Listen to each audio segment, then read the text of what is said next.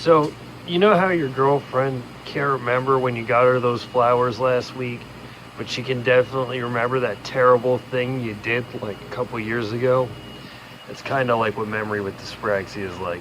So, in order to explain how memory works in individuals with dyspraxia and why I have the problems that I have with memory and everything, it's important to understand how memory works in human beings in general. And so I'd like to make it known that I am neither a neurologist, a psychologist, a psychiatrist, or any of that. So while I'm going to show off a little diagram and try to explain things to the best of my ability, I'm just a gas station employee who did a little bit of research. So this may or may not be the most scientific description, but it is the most accurate one I could find. And when talking about memory, memory is a very conceptual thing. So what I will be explaining is just our current basic knowledge of how memory works. And so this is subject to change in the future if we eventually learn more about memory and such. So just keep that in mind. So our current idea of how memory works, as I understand it at least, is that our memory goes through a path of three phases. The first is perception itself. This is when we see, feel, or hear something. And this is obviously a very short amount of storage because we can only see and perceive so many things at once. That goes into our short-term memory.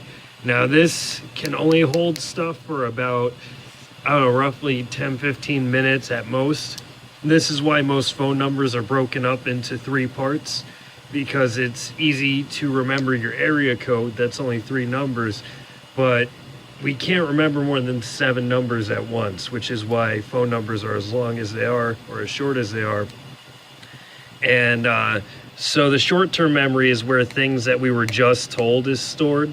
So for instance, if someone gives you directions or you go into a room, this is where that memory of why you went into that room or where to go is stored. And then that carries over into long-term memory, which is stuff that you keep memorized for almost the rest of your life. Now, obviously, it doesn't flow as simply into that. For instance, once something goes from perception to short-term memory, it doesn't stay there and it doesn't go straight into long-term memory right away either. In order to go into long-term memory, this needs to be repeated over and over again until it's gotten to the point where it can start to fill up that long-term memory. And with certain things like big events or something largely traumatic, it just tends to go straight in there and bypass the whole system. And that's my understanding of what our basic understanding of how memory works is. Now, I'm aware this isn't a perfect view of how memory works, and it's definitely subject to change, but it is enough of an outline that I can explain how memory works in individuals as opposed to people with dyspraxia. Now, humans in general have a terrible short-term memory. That's just part of how we are. We have cognitive biases that also fight against our short-term memory as well. And well, that's a whole psychology lesson entirely. The important thing to remember is that short-term memory really isn't the best for remembering things. And so that's why we write things down when we pick up a phone number. And certain things tend to put things into our long-term memory easier, like for instance, writing things down. Once we write something down, it's stored in the memory. Another thing is also repetition. It seems like the more repetitive something is, when you see it every day, it tends to easily transfer from the short-term memory into the long-term memory. And so when you have, say, a customer who gets the same thing every day, or a phone number that you're calling all the time, you tend to remember it a lot easier. But with dyspraxia, it's a little different, because our short-term memory is even worse, if not there at all. But we have an amazing long-term memory. So let me give you a few examples.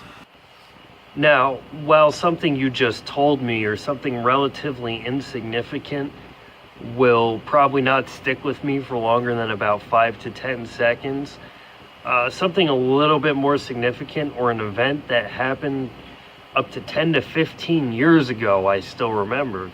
I remember the first concert I went to in vivid detail, and yet I can't remember to turn the lights off. This is a problem that has a lot of prominence in the workplace. Funny I'm talking about that again. But especially within your first week or two, when you're starting a job or just doing something new. When you're given an order, or even if it's a new order in general, it's very easy to forget what you were doing, especially if it's in another room, or if the order was given to you about 15 seconds to a minute before you were going to do that task. And another part of that is just in conversation in general. People with dyspraxia are seen as people who talk a lot or talk too much. And it's simply because we'll start out talking about one specific thing, and then we'll forget about what we're talking about halfway through it and easily just transition to another thing based off of the previous thing we said. And so we end up changing topics about 1,000,000 times throughout the conversation. Now, with all my videos, I do like to give some sort of solution or some way to cope with the problem that I'm talking about in the video. But with memory, it's a little hard because just like everything else that's complex and psychological, not everyone's memory is the same, even if they have dyspraxia. And so for some people, repetition may help. For instance, just doing the same thing over and over and over again. And it can be helpful to most people. But to other people, repetition tends to just make things blend into the background a little too much and are easier to forget then.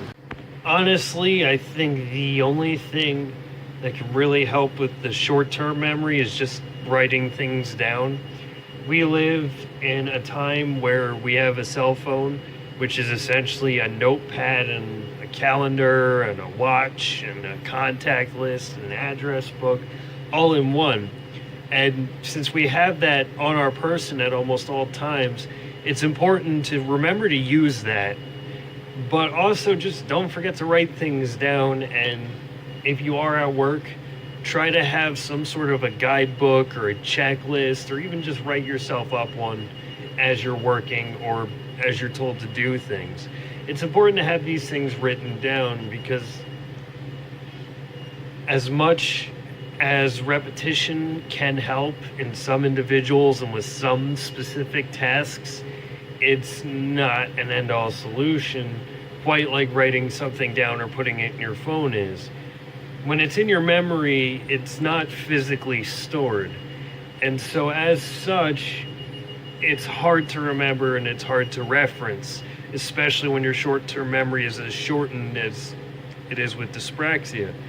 So when it's written down, at least you have the physical medium to refer to if you ever forget or if you feel lost and you need something to refer to. Oh, when it comes to the whole girlfriend thing, write down anniversaries for everything. Everything. It's gonna make you look real sentimental, but at the same time, it's gonna save you a lot of headaches in the long term. But that's it for this video. I'm sorry it took me so long. I was planning on releasing this like a week ago, but I did want to do a little bit more research and try to make sure that my idea of how memory works is a little bit more solidified and more researched. And I took a lot of research to get into this, and even then I'm not 100% sure how accurate my perception of it is. But that's it for this video. I'm going to do a video on touching and feeling with dyspraxia. So I'll look forward to that next week, and you guys have a good one.